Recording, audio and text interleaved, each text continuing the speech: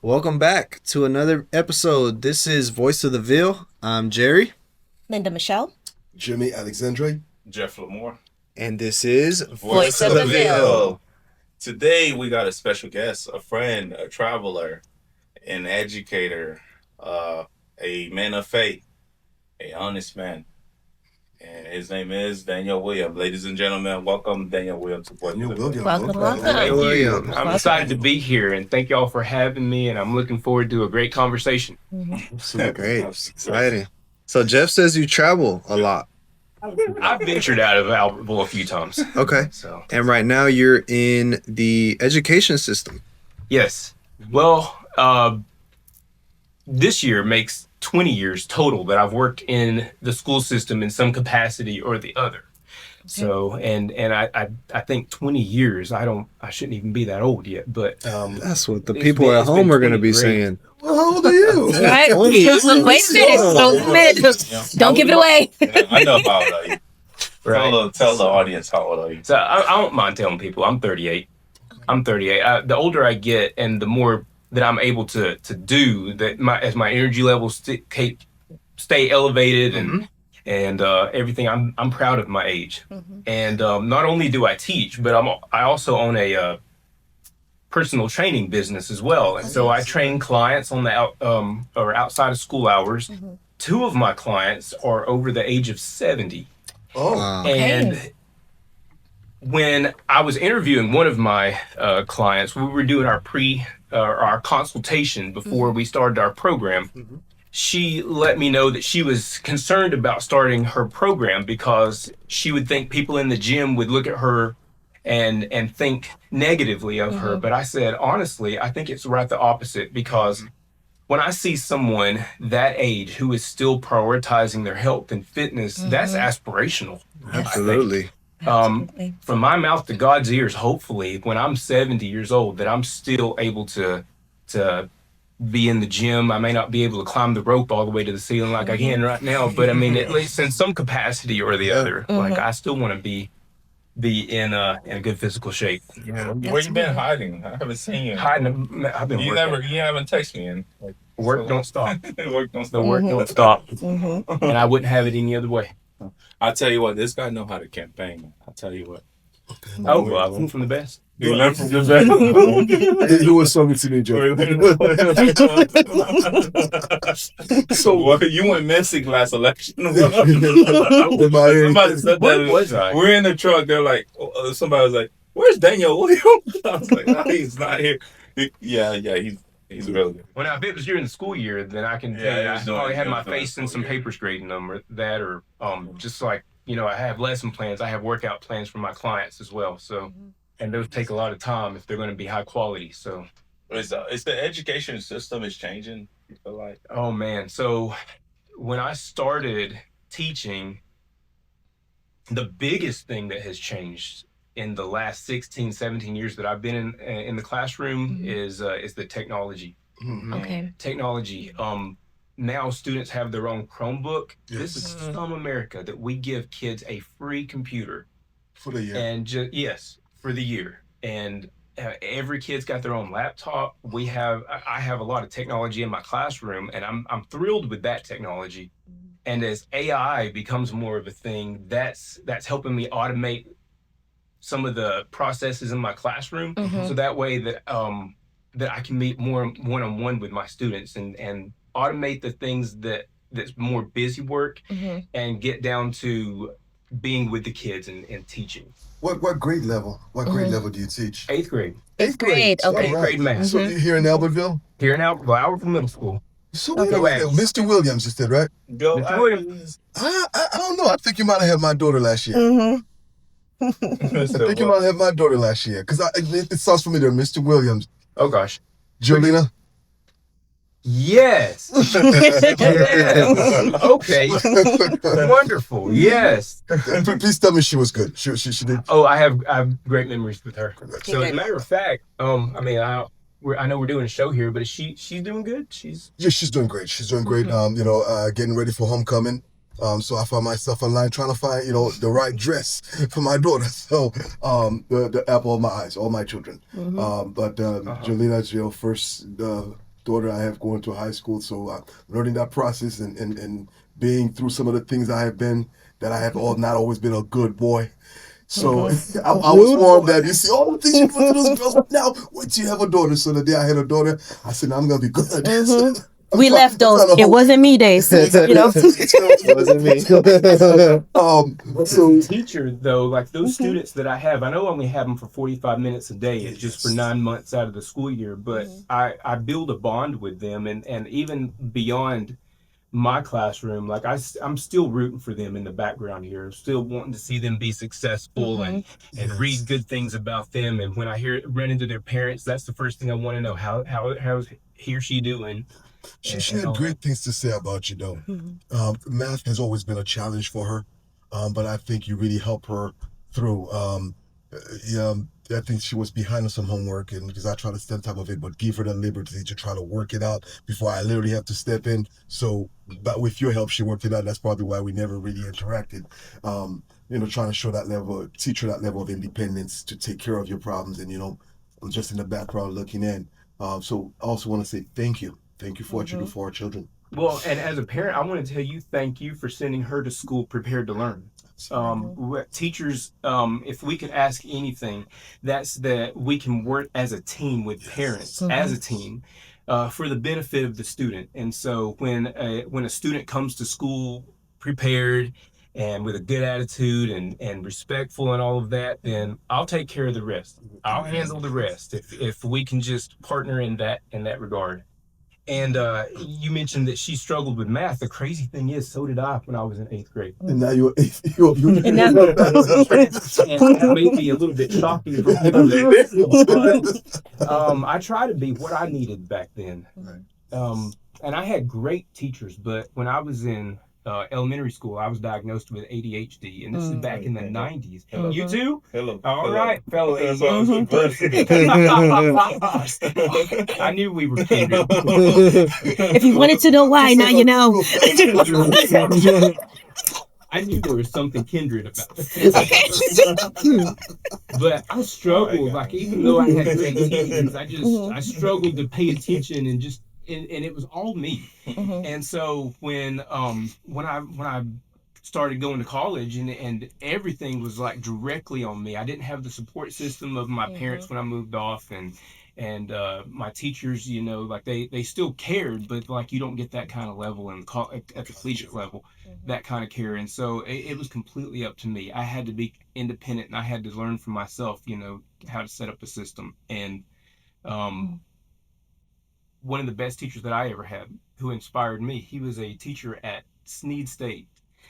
His name was Blake Leith, and he was a math Shout teacher. out to Mr. Lee. Mr. Leith. Mr. Well, Leith. as a matter of fact, he's in heaven now, Okay. and I was Rest in honored peace. to speak at his funeral a few months back, and I was also very fortunate to tell him before he passed what an impact that he had on me, and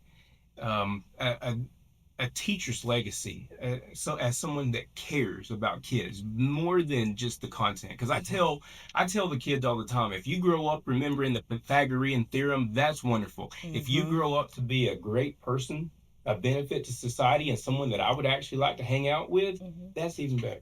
That is even better. So, Mr. Williams, what inspired you to get into the teaching profession? That's question one. And the follow-up question is, can you share a defining moment in your teaching journey that confirmed that you were in the right profession? You turned me with two questions. Let me go ahead and get it out. While I have a chance. Go ahead. Okay. So to your first question, what inspired me? Nothing. Like it was more of a happy accident. So my mother has worked in the school system since 1993. She was over the extended day program. And my first job ever was working as at the cash register at VF Outlet back when it was in Boaz, back when it was in the outlets. And I did that for 2 years and just decided to move on. And my mom said, we got a spot for you here at the school. This was at the elementary school. And so they hired me there, and they gave me a class of 3rd graders that I was responsible for in the afternoon. Keep in mind, this was when I was a junior in high school. They put a classroom full of 3rd graders with a junior in high school, but I loved it. As a matter of fact, it didn't feel like work. This felt like something that I enjoy doing, and I actually get paid for it at the same time too. So, and I realized, I seeing the kids learn and seeing that light bulb, that proverbial light bulb moment come on, it felt good, and 20 years later, it still feels good. So it was, and then there was a book that I read here recently by Cal Newport called "So Good They Can't Ignore You." And if my younger self had read that, I think he wrote it in like 2012, but it was talking about how we set kids up for failure by telling them to follow their passions. You've got to try something and give yourself grace to fail at it, not be good at it, to learn. And then once you gain skills and understanding, you see what it could be and take what you know and apply it, then that's where passion grows. And the more I teach, the more passionate I get about it. Wow. Because I know I can't fix all of the issues, but I can fix what's going on in my classroom, and that's what I can focus on. I know this is not related to that, Daniel. I like that mindset because I'm painting cars now, and I'm stuck at it. You're painting cars? Yeah, off of YouTube because these guys, man, they charging you. If you need a car to try on, I got a black truck. You can get good practice. I got a red one too. Listen, we're here to support you. Guys, I'm painting cars. I finished painting this hood of this car that I have, and I look at it, and it was horrible. Somebody walked up to me and said, "Hey Jeff, just take it to the paint." This morning, I was right at it again. Nice. And I refuse to give up because I'm gonna learn it. I'm gonna be the best at it, and I'm gonna keep going. I'm not gonna pay these guys $2,000 to paint a car for me. And with that being said, it's just a mindset thing. Because once you learn it, it becomes your passion, and you're gonna have fun doing it. Right now, I'm having difficulty, but I'm gonna learn it. I'm telling you, and that's a great thing you just said. Well, if I can add to that, another key thing you said when you actually, as a junior, looking over the third graders, you said it did not feel like a job. And it's like you couldn't believe you're getting paid for it. I don't think there's nothing better to do something that you enjoy doing, and you're actually getting paid to do it. So it's like, man, and I think that's where you get most success. And that's my hope for my students. A few weeks ago, I bought something from a fundraiser from a teacher over at the Innovation Academy. That didn't exist when I was in school. I graduated in 2006. So that was my first time ever venturing over there. I tell y'all, I was blown away in such a good way, because for so long, schools had lied to kids, telling them that the only way that they're going to be successful is that they go to college, and that's not true.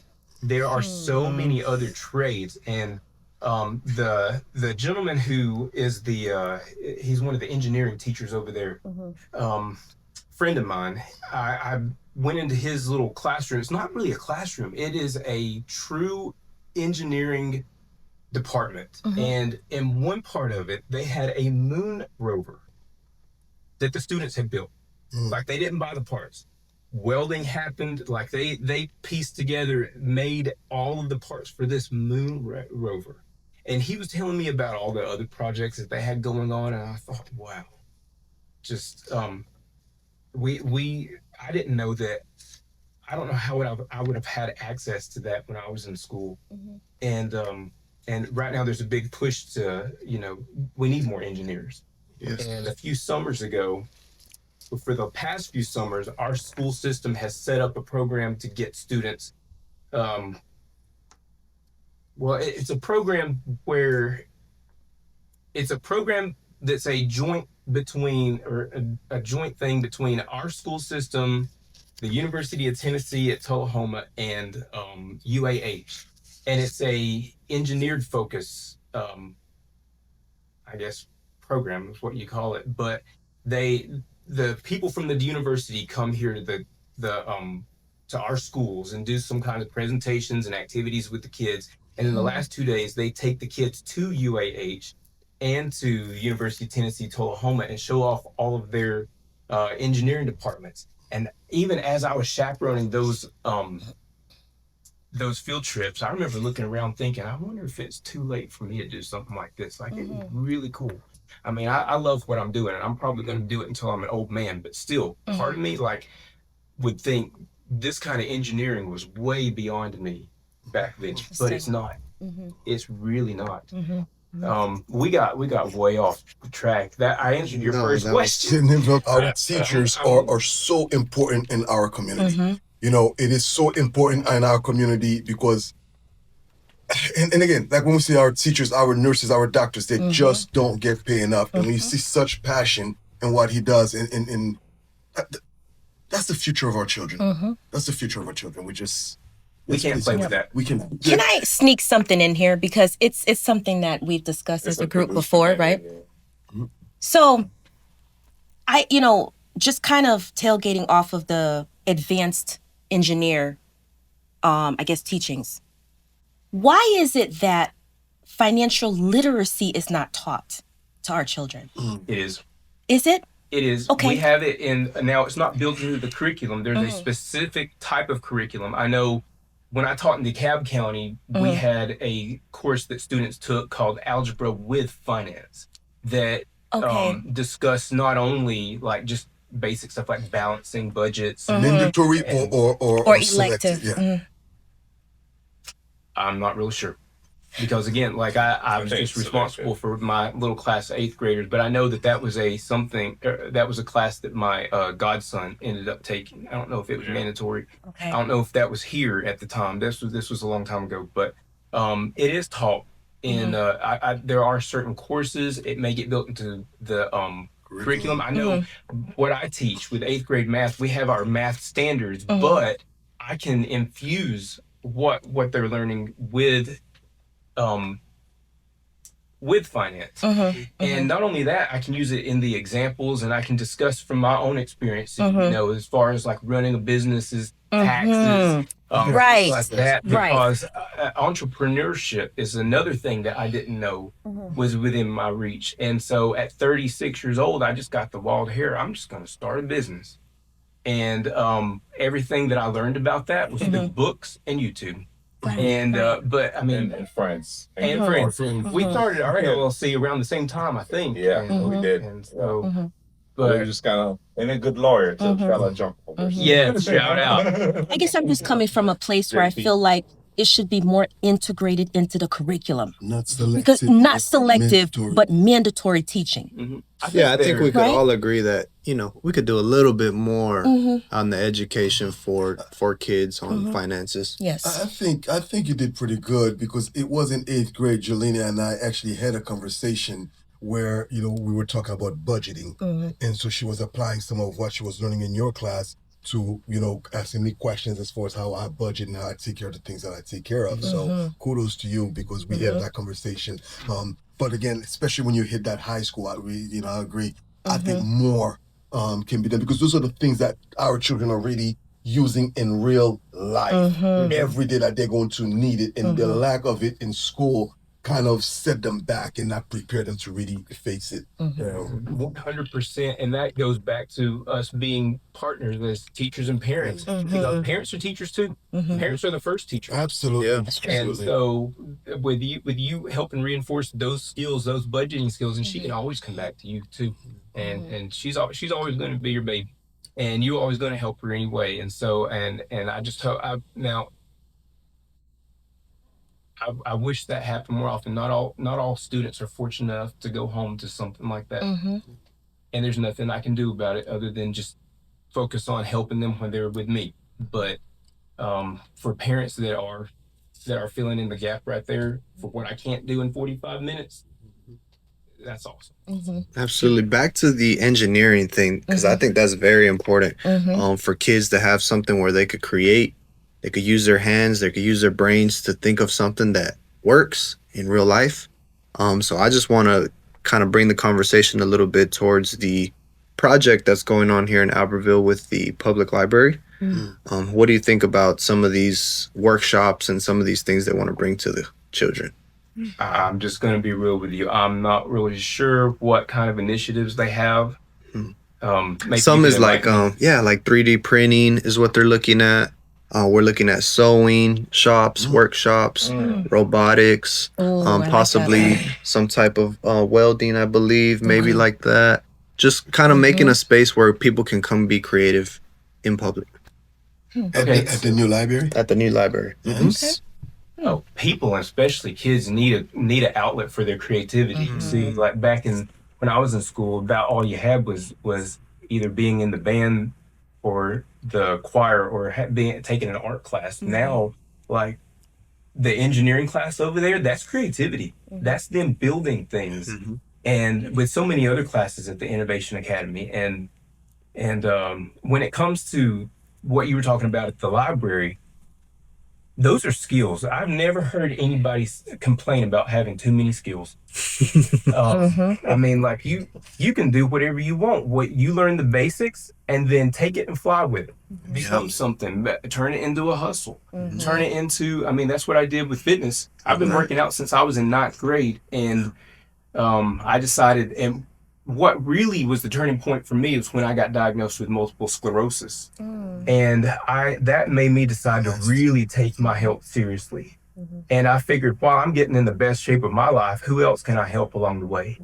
And so, and being a personal trainer, I'm still a teacher. My classroom's a little bit different, but I'm still teaching people what their body is capable of and how to program their own things so they can make this something, hopefully, that will follow them for the rest of their life. So That's awesome. That's Do you phenomenal. fast? Do I fast? I do. So I guess you could call it intermittently. I skip breakfast. Man, can I Intermittent list this fasting. Fast. fasting? You fast? Oh yeah. And maybe cut out the carbs. Does chips, potato chips count? That's my biggest weakness. Ooh. Sweet chips. I give those an F. I'm not doing no promotion, so I won't show which brand it is. But Yeah. Now that I've confessed. that's how Chico. Voice of the Ville Confessions. Yeah, y'all got an F for that. How can I improve? Jeff, you gotta answer the right question. Yeah. How can I improve my grade? Yes. So, well, I mean, when it comes to eating healthy, what I tell my clients before they take out anything of their diet, I tell them you need to add protein. And for anyone that's got a regular fitness program going, the recommendation is about 1 gram of protein per pound of body weight. And so for me, that's about 140 grams. It's hard to get that much. It's hard. And protein is very satiating, so it makes you full for longer. But that helps with other kind of cravings. But also your body requires so much energy just to digest protein that it's burning energy. Like before I came here, I had a protein shake. While I'm sitting here talking to y'all, my body is working extra hard to burn that protein off. So I'm just burning extra calories, just sitting here hanging out with y'all. You know, I struggle with late night eating. I mean, I'm burning the chicken wings I ate last night. I have this thing for late night eating. Like I watch TV late night because I don't sleep. I was just saying, you try to go to bed? Yeah, try that. Not sleep. You never had sleep for dinner? It's like I got so much things to do, and like at night I'm trying to figure out how can I, You can do that by not eating. We can all do better health-wise. We know that. It's hard, man. It's hard. But I can help. It's very hard. If you need to make more money, though, I can help you. Let me get one of those H&J vehicles. There you ride go. it around, put the logo in Listen. it, we'll put your face on it, Yep. and I'm gonna drive it around daily. Daily. We'll promote for you. Got you. Hey, our investors are sitting here. I'm driving around a big van. Make a little sticker off my team. Messing things up. That's perfect. That's a good man right there. I called him today. I was like, hey, I'm starting this H&J company.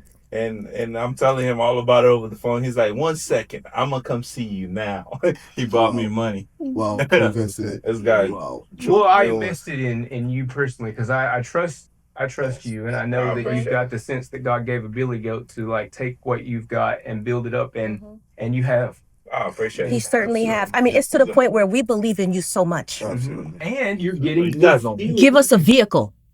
We will put your We want to face. promote. Okay. Listen, H&J, and then right under your name we got Jeff Lamar. Right there. And I'm gonna drive this. Hey, Bill Hancock is a good friend of mine.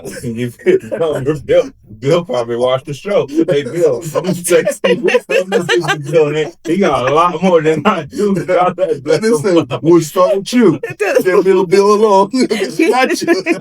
What's that guy, Mark Bricky? Yeah, I got his number too. I think Listen, we start with H&J. Yeah. But on top of that, you're getting skills too by like painting cars. Mhm. Like, Absolutely. And there, I love seeing people like just not sleeping on their skills. There's always so much more that we can learn. Yes. And Absolutely. when you gonna come to a repo job with us? do a repo. You do that? Repo? Repossession? Oh, right. Oh, I didn't know you added that to the business. It's fun. Those people. We got this little bank. Me and Nana got this little bank we started. So instead of like, well, we tell a lot, but we got our bank also. So we give the people loans to our bank. Mm-hmm. And the bank, will repo the car. Because the bank holds the lien on it. Oh, so we don't repo it. We just like to sit in the back seat and see how they just drive off. You do that? Yeah, I call him with that. Hey, what you doing? I'm like, oh man, I'm about to repo a car. You do that? With me? Yeah. Oh, they don't care. My stuff. I go up there. Well, I mean, I like watching the videos on YouTube. I don't want to tell my Oh, those videos are so entertaining. That's No, it's fun. The Hey, repo let me tell you a videos, yeah. funny story. Mhm. One time, this guy, I was like, hey man, the secretary called. Hey, can you come pay your car? He's like, man, I ain't paying. I was like, okay. So we go in there and get our guys. He tracked the car, Mhm. and the next thing you know, he going in the chicken plant. I don't know what he was doing. He probably gonna get him and his buddies, man. We followed the guy all around town, and I'm like, bro, this guy's gangster. He might shoot at us. I'm sitting back there, I'm sweating. It's just exciting, man. It's just exciting, and sometimes we care. You wanted action. We're like, we're sitting there and we just exciting. We're like, and then our guy got out of the car. As soon as he got out of the car, we were watching him. And as soon as he got out of the car, and the guy just ran in the car and grabbed it, and we. Oh. And then we charge him a fee for that to get the car back. I can imagine that would be. It's fun, like man. the adrenaline rush. Yeah. One time we literally almost got killed in Boaz. Shout out to not Boaz, Arab. I call the chief of police. We're in the middle of nowhere. I'm like, hey chief, can you send a deputy? Oh no, we can't send a deputy. This guy had a bunch of canine. Whoa. And then there's our diesel truck just sitting there. And then we sitting there. I got this crazy redneck guy that worked for me. Very crazy. He walk out. He's like, Bubba, I'm about to go get that truck. And he runs there and get the truck. Next thing you know, we start running. We're in the middle of nowhere. I'm telling you, we just... Did he get it? Did he got the truck though? Yeah, he got the truck. He got the truck. But if we can re-steer, Mr. Williams, you talk about MS. Mm-hmm. A lot of people actually do not know that, and we appreciate you sharing the story. And with a medical field background, a lot of people may not know what multiple sclerosis is. And a young man like yourself, would you mind talking to us a little bit about that? Oh, sure. So I used to coach soccer. Okay. The students still call me Coach Williams. We got two Mr. Williams at the school, so just to kind of... That's the one I give a hard time. He haven't retired. I thought you said you loved him. Shout out. He puts Coach me in the Williams. hallway all the time. Well, he's Coach Williams. He's Coach Williams. So I guess the other Mr. Williams. That's Mr. Williams, I'm sorry. Old classroom. Yes. Yeah. Yes. I'm You're in glad the you middle. met him and not me then, because I would have... you wouldn't have had fun in my class if you'd have given me a hard... Listen, I have kids that want to give me a hard time, and I have to tell them sometimes, listen, I don't want nothing from you other than to see you be successful. That's what we should want the same thing here. Why are you fighting me? I don't get it. But I'm not your enemy, bro. But anyway, I love that. Yes. Just give me more time. We're kids. We're stupid. Well, a couple of us, we're sitting there. You look back and you learn. Yeah. Yeah, man. We used to do the worst thing I used to do is just like, I was really good at building paper airplane, and I was known for that. So when I'm in class, when I'm building paper, Why they teach you math? I guess that's why I'm not good at math. Yeah, honestly, Ladies and gentlemen, people used to look for Jeff Jeff. Lamore. That's No, right. we used to look for Jeff if he'll make us a paper plane. We had to hook him up with something, and he'll make us some So wait planes. a minute. So you were hustling paper planes? Oh no, my big hustle. My biggest hustle when I was in school is I would go to the candy place. I used to sell condom too.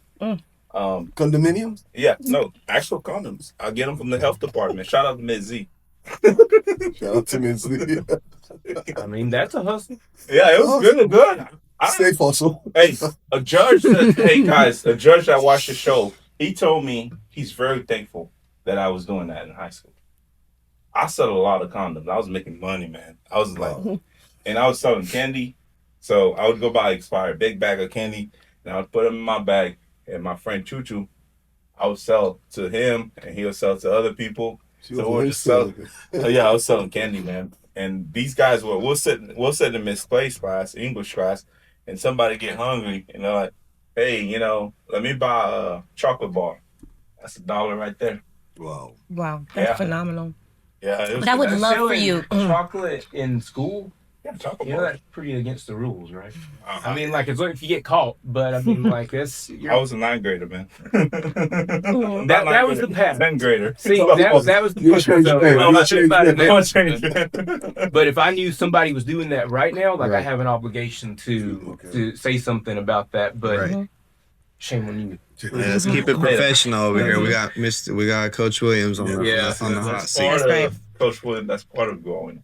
It Now is. when I see the youngest guy, and I'm like, hey, the young guy, the young guys now that's doing bad stuff. I'm like, hey man. He tells them, "Don't sell chocolate at school." I'm like, nah. I'm like, Because I've secret been there, I know, condoms. Well, I mean, And that's what it's called. it's important to tell them that, but then also a lot of people just have to learn by falling on their own butt. And so, but to get back to what you were saying, around the universe on that one. Yeah. When I coached soccer, I used to run with my team, and I used to love that. But during the 2018 school year, at the beginning of that school year, I went from outrunning my team to trying to keep up. And I had been knowing that my right leg had been getting weak. I found out about that when I was doing some cross country running up in Montesano with some other teacher friends, and I failed 3 times, and I didn't know Why? The only thing that got hurt was my pride. I didn't really mind, but when we got back on level ground, I just raised up, this leg and then this one, and this one was not coming up really high off the ground, and I thought I can just fix that in the gym. I can just a few exercises and build up that strength. And just as time progressed, it just kept getting weaker and weaker. And my students are the ones that encouraged me to go get that seen about. They're like, "Coach, this is not normal. Like, you went from outrunning us to not keeping up within a school year." And so for about 3 years, I was in medical no man's land. I had so many MRIs, I even started falling asleep in the machine. And finally, when the diagnosis came, like, it didn't really shatter my world or nothing. It's just, okay, I know what it is. So now this is my new reality. I've got to really start taking my health seriously.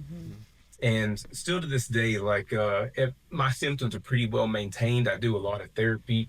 Okay. And if it wasn't for that, I'd probably be on a walker by now at least. But sometimes the students say that I walk like a pirate. Like, if I'm having a day where it's flaring up a little bit, or if I'm just stressed out, stress will cause me to not walk really well. Then it's noticeable. But most of the time, I just pick up and keep going. And but the biggest thing with that diagnosis has been the God dealing with me with pride. Because the first time that I fell at my office, I used to work at the district level in DeKalb County schools. And one day I fell in my office when I was unloading some stuff, and everyone came over to me, "Are you okay? Are you okay? Are you okay?" And it made me mad. My pride was hurt really bad, and I was kind of nasty in my response. And so I had to go back to some people and apologize and say, "Listen, I'm not used to this. I'm the one that's supposed to come help other people." But but I had to tell him, if I fall, just let me fall, and I'm okay until I say I'm not.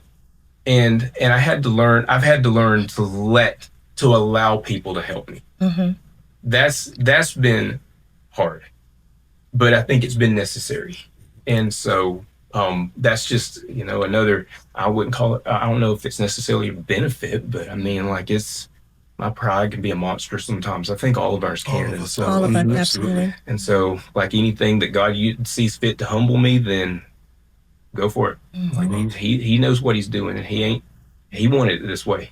So, Linda, I know for medical background, you want to talk a little bit about MS, bring a little bit of awareness. I mean, well, I think pretty much what you said there. I'd rather just piggyback off of what he's saying. I think a lot of people can relate to that, and I commend you for being able to face that pride and ego and get through that. I think a lot of people are going to be inspired by your story. Well, I think the alternative to not facing that is just to become bitter, right, and cynical, and just and full of self-pity. I can't do that. I don't feel sorry for myself. And when it comes to my work, like, I can't, that's when I got my diagnosis, that was the first thing I thought of. Like, am I going to be able to continue doing the things that I'm passionate about? And what's that going to look like? And there may be a day in the future where I have to roll into my classroom in a wheelchair.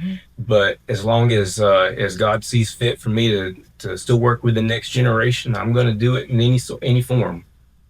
Absolutely. And I'm really thankful that my admin at my school and my co-teachers are so supportive and helpful with it, because they see sometimes I'm struggling. Shout out to the middle school. Oh, my administrators have been nothing but good to me, and they know what I deal with, and so they make a few accommodations. Sometimes they don't tell me about it, but I know, like, y'all set this up to benefit me, and I just appreciate it. So yeah, Daniel, I think you're an asset for the school system, man. Growing up and seeing somebody that has so much going on in their life as far as being an entrepreneur, being a leader for the kids. I mean, I think it's just awesome, man. So I applaud you for that. Well, I appreciate that. And to go back to my school days, I went to Albertville from kindergarten through 12th grade, and I enjoyed school here. I had wonderful teachers, and I respected my teachers. And so to join their to be amongst them now is really an honor for me. And I've taught at both ends of the state and both sides of the world to get here. But when I finally came full circle, it was a moment of pride for me, and it still is. So I've been an Aggie all my life, and I'm proud to be. Oh, that's awesome. Daniel is one of the strongest guy I know. Like you are. I mean it, because I remember when I was campaigning with you one time, and I was like, "Hey, Daniel, I'm gonna go get the truck and come get you from house to house." He's like, "No, Jeff, I'm gonna walk." And I'm like, "You sure, man?" He's like, "Nah, I'm gonna walk." And he walks the whole block, and that kind of inspired me in a way, because I was like, let me just do a few more houses, because my legs were hurting. We were out there all morning, and it kind of you inspired me in a way, and in your Christian walk with Christ. A lot of the stuff I'm telling you, it's like before Christianity, I was a different person in school.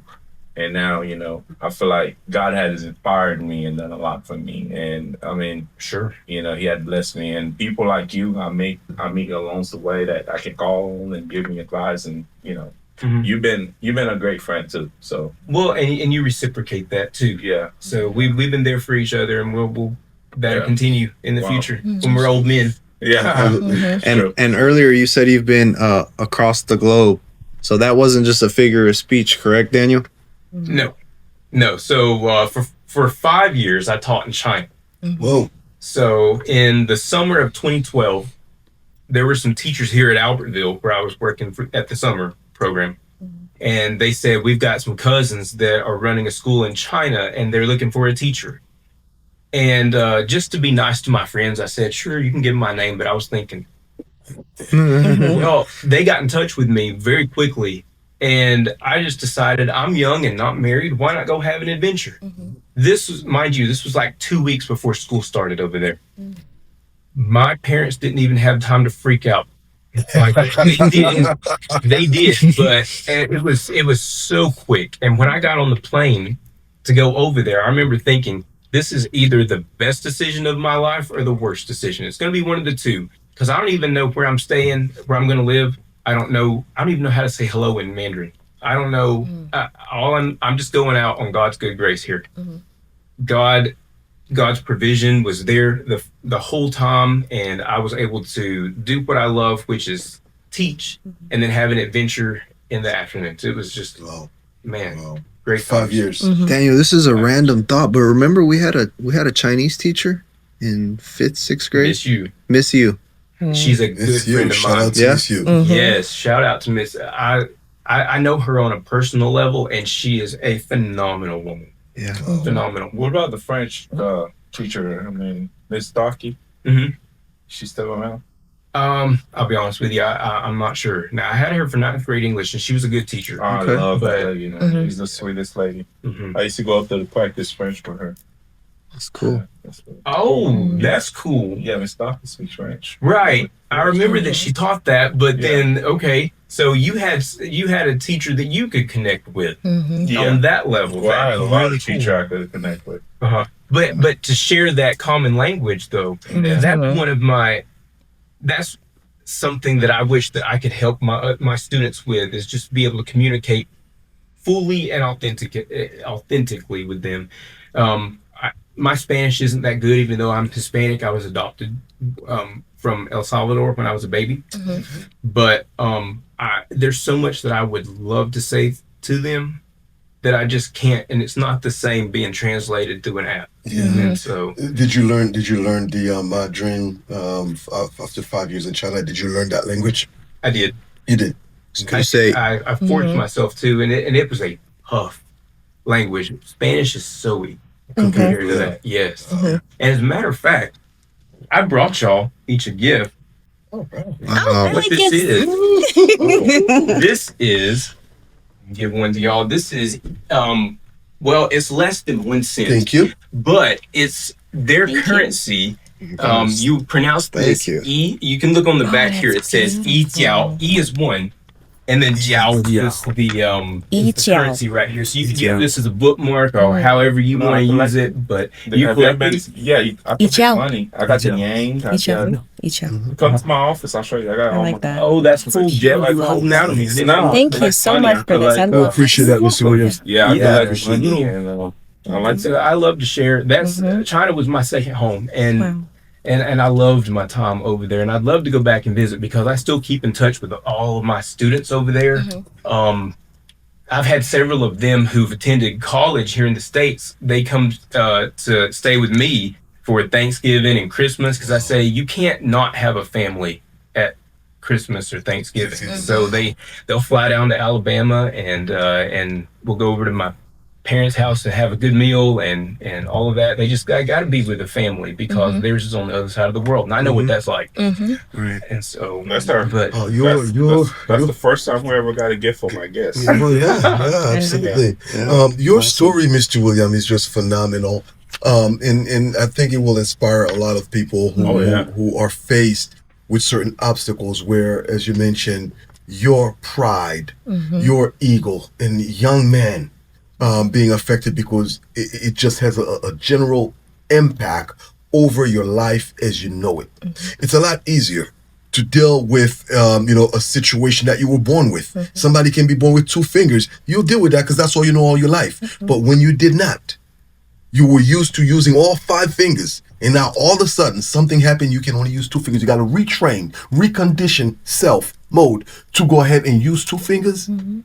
It's a transition. It's not only mentally challenged, physically challenged, and extremely life-changing. So listen, bless you.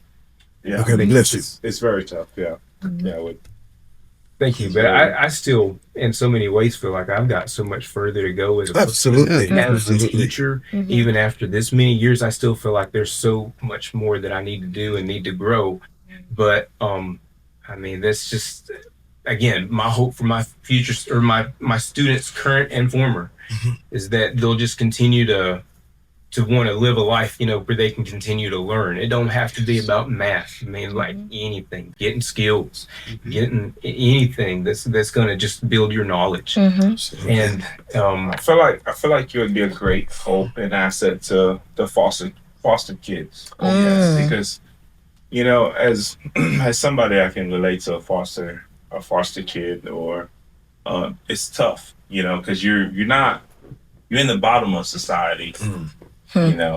And sometimes you feel like giving up, and you suffer depression, and because when you go to class, the treatment's different for most teachers, because you don't have nobody there to be a voice for you. So in one way, kids in foster care, when you talk to them, a lot of the time they have to be their own voice. They have to wait till they turn 18 to check out of the system, and then go try to find a job.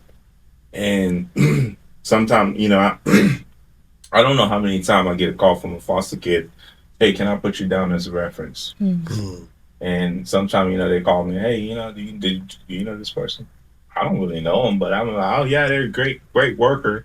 They're going to be there on time.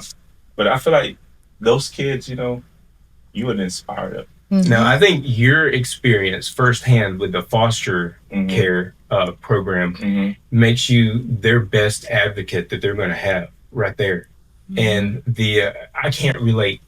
I'll never be able to relate you like can. you can. Because you're a strong person. Well, now I think you will. I just know. I don't see like people can't relate to certain people because.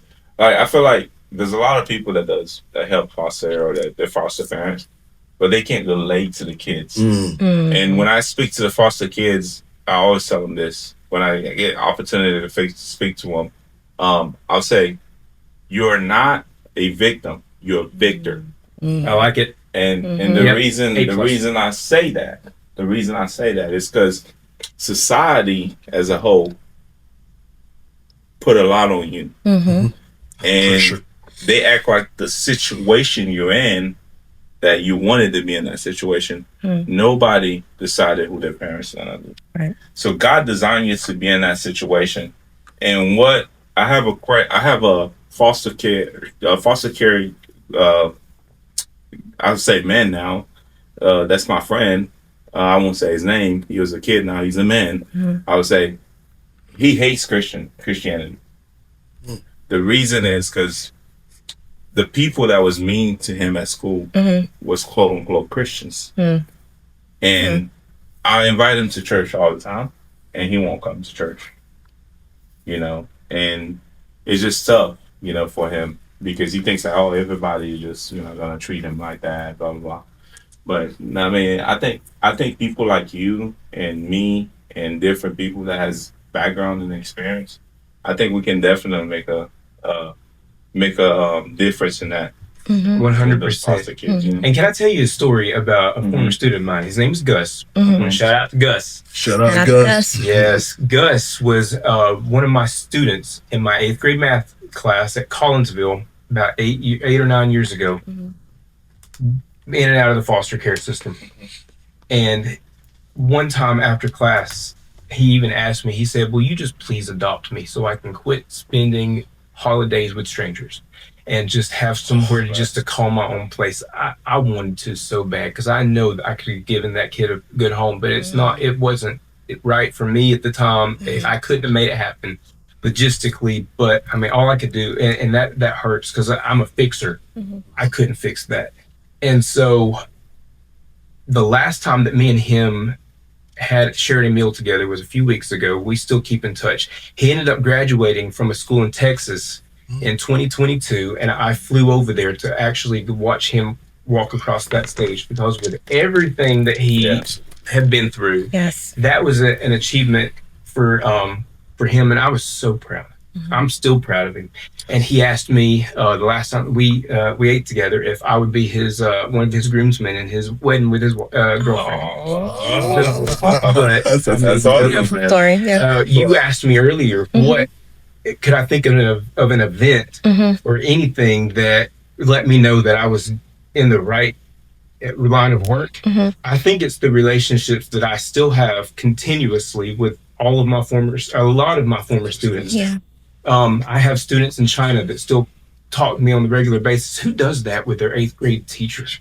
But You taught math in China or English? math, yes, Wow. math for all of those years. It's with math.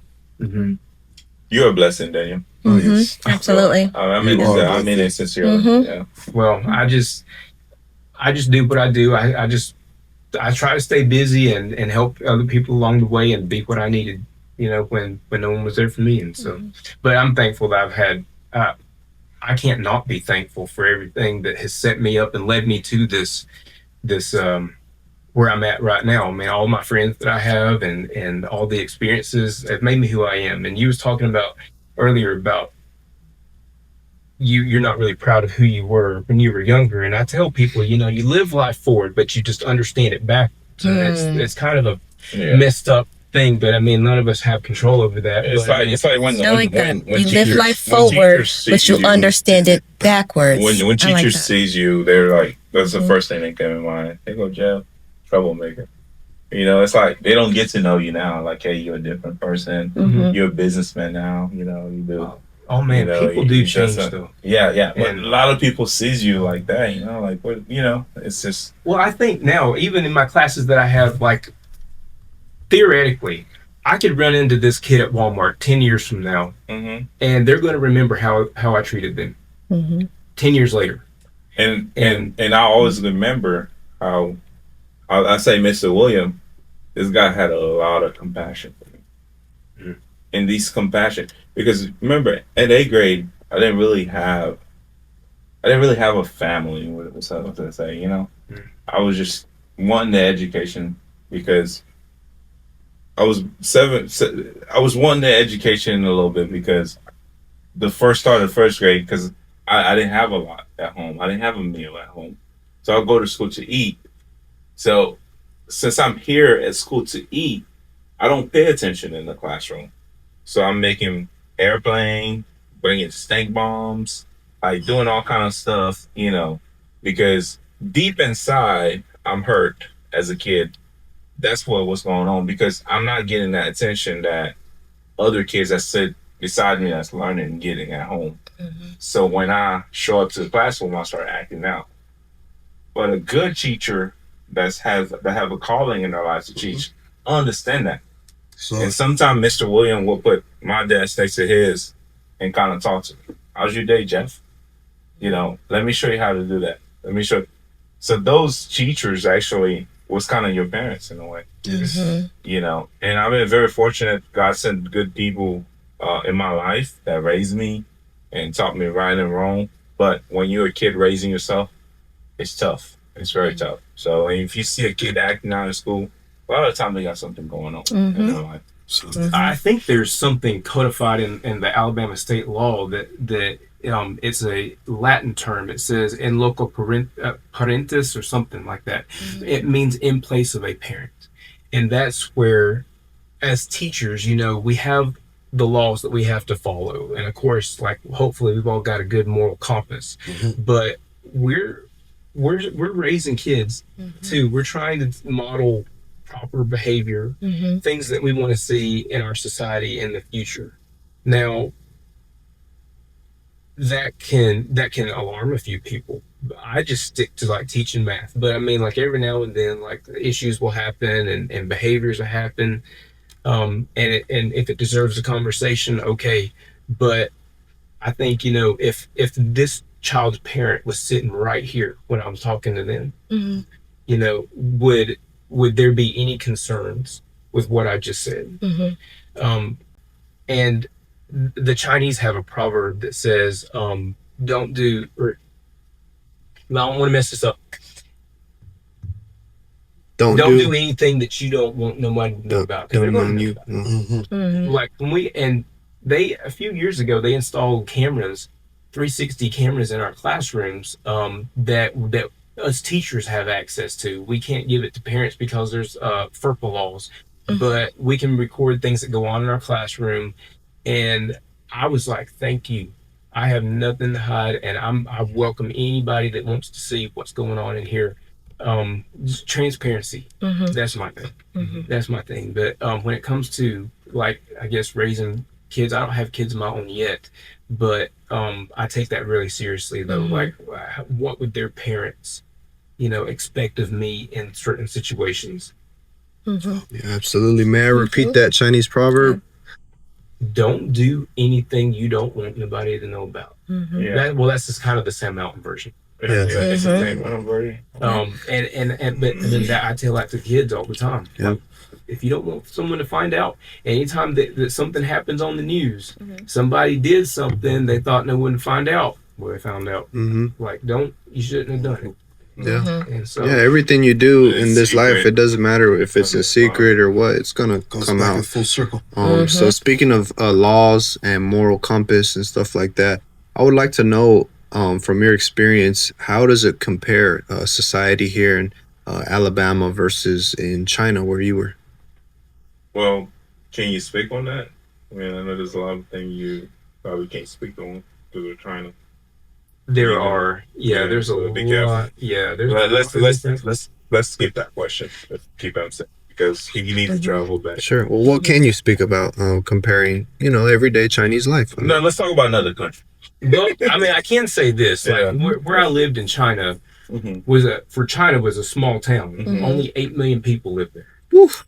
Only. And so Only. So it's a small town. But for China, that's small. That's And crazy. so, for 3 years, I lived on the 17th floor Oh my God. of a building, and I'm sure it was more than 17 because every building or every floor in that building was actually 2 stories. I had a 2-story apartment on the 17th floor, and there was a shopping mall right under me, so I could ride the elevator down to the bottom floor, walk through the parking deck, come up in the mall. I had access to Dairy Queen, Starbucks, H&M, Zara, like a lot of places. There was a supermarket there. My gym was on the 3rd floor, or I could walk across the roof and get to my gym. Like, everything was right there. So I didn't own a car when I was over there. And so I walked everywhere. And that I miss. Did you enjoy living there? Oh man. I want to go there one day. I hope you do. Come on, let's go. I'm gonna go stoked to for real. Japan.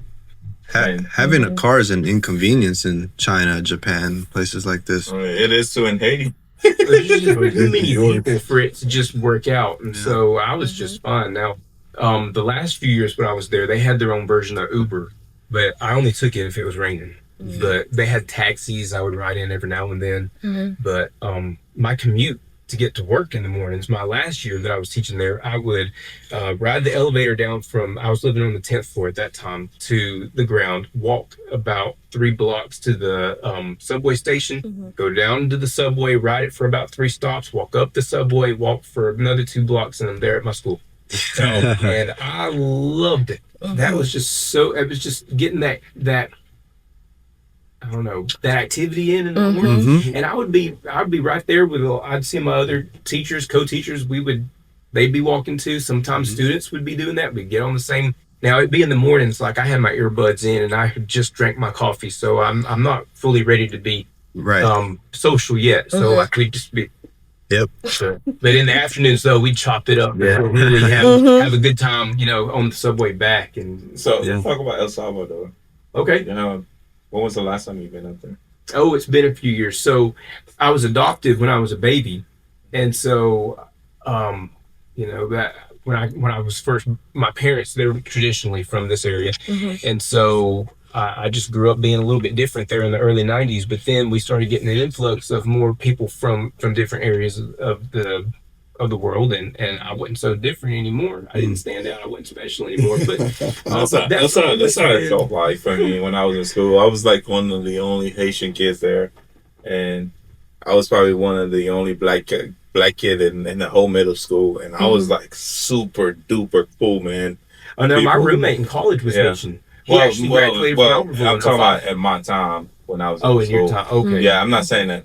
You talking about Jamie Merrill. So can we sideline on this for just a second? Like Yeah. one day, Yeah, like whenever Jeff calls me, like I never know what's gonna happen. So he said, "I want you to talk to somebody," and I'm thinking, "Oh my gosh, this could either be the governor, or it could be like I don't know." Who's he gonna talk to? And it was my college roommate that I hadn't talked to in years. And But then we've always been close, but we just lost touch. And it was him, and he arranged a meet up for all three of us. Yeah, Like, we were it was eating. such a good day. It was a good day. Yes. Yeah, he brought his family over. Uh-huh. We were eating at the Mexican restaurant. It was awesome. Yes. That's when I had my idea to start an app. Bring people back together. Well, it's already a thing. Facebook back. Back then it was AOL. What the fuck? Yeah, but yeah, man, it was awesome. But yeah, I used to love being them. When I got to high school, I was not the only Haitian kids in school no more, and we started having Funzy, Choo Choo. We started having a lot of Haitians. Yeah. Well, I've always wanted to be, more in touch with that side of me. I mean, like it's who I am. I'm El Salvadorian. So But my it's kind of first year, hard though. Yeah. well, I didn't know how to do that on my own until my first year teaching at Collinsville. I had a student in one of my classes, and this was like the first day of school. I was introducing myself. They see me being Hispanic, and of course they're sitting there wondering, where's he from? And I just tell them. I had a student come up to me at the end of class. He said, "My family's from El Salvador too." Oh, how cool. Well, they turned out to be some of the most wonderful people I have ever met. And when I met his parents at a football game one night, they said they go to El Salvador all the time. And they said, "We're going next summer. We want you to come with us." Of course I went.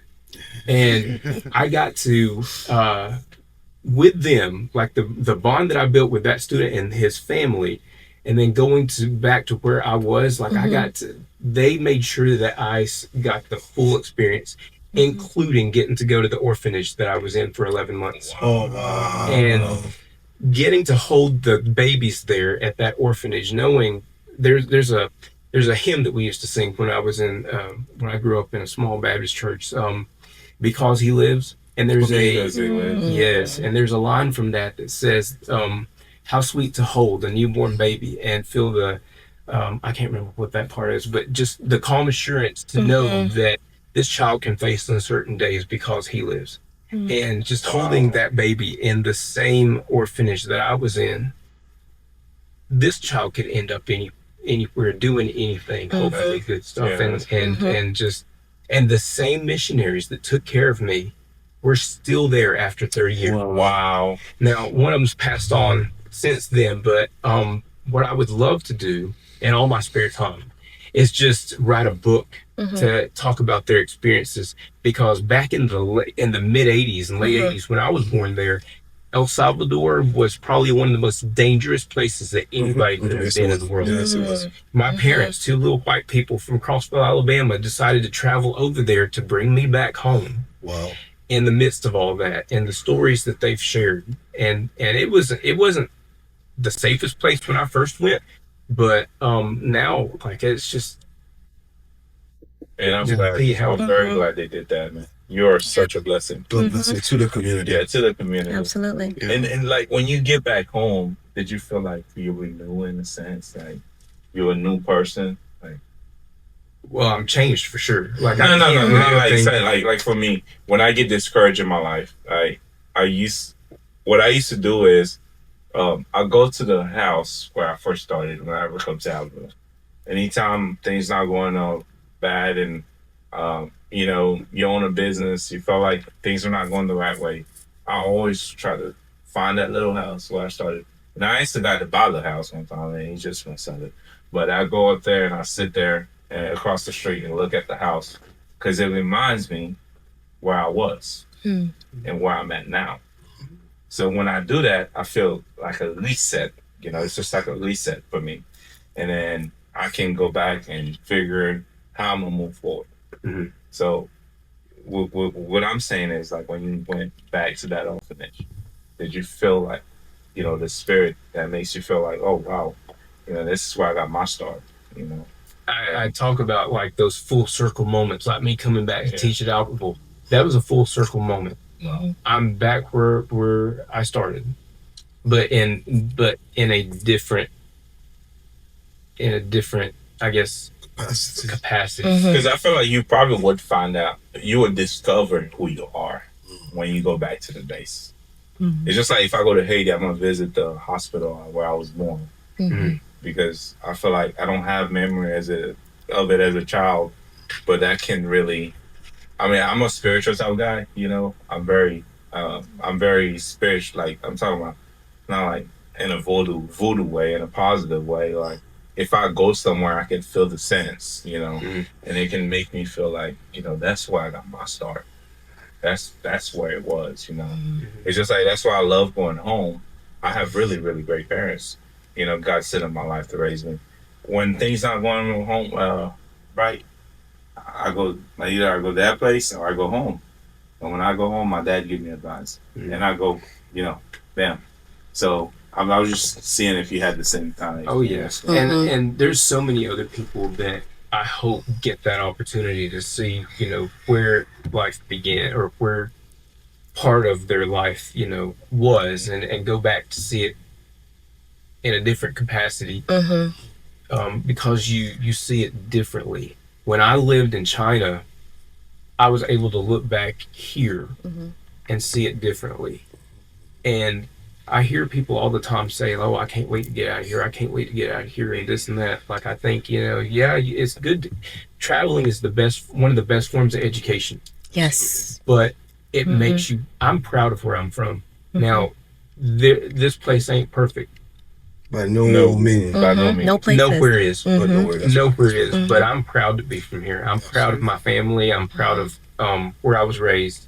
And I'm proud of the people where I'm at. And when it comes to education, I've seen a lot of different educational programs in different countries that have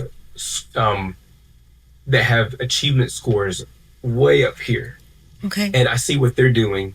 I wouldn't want to replicate everything that they do. But the good things, I think, if that's good enough for these kids here, it's good enough for the ones in Albertville. High standards and just certain practices. I thought at first, like, look at Singapore. They have the highest math standards in the world, some of them. And really, there's not much that they're doing that's different than here. It's a societal thing. And so I can't control society, but I can control what's in my classroom. And so in my classroom, we're all going to get to this level. I don't care where you started. I just teach kids. I don't teach Hispanic kids. I don't teach Haitian kids. I don't teach disabled kids. I teach kids. I like that. And I love that.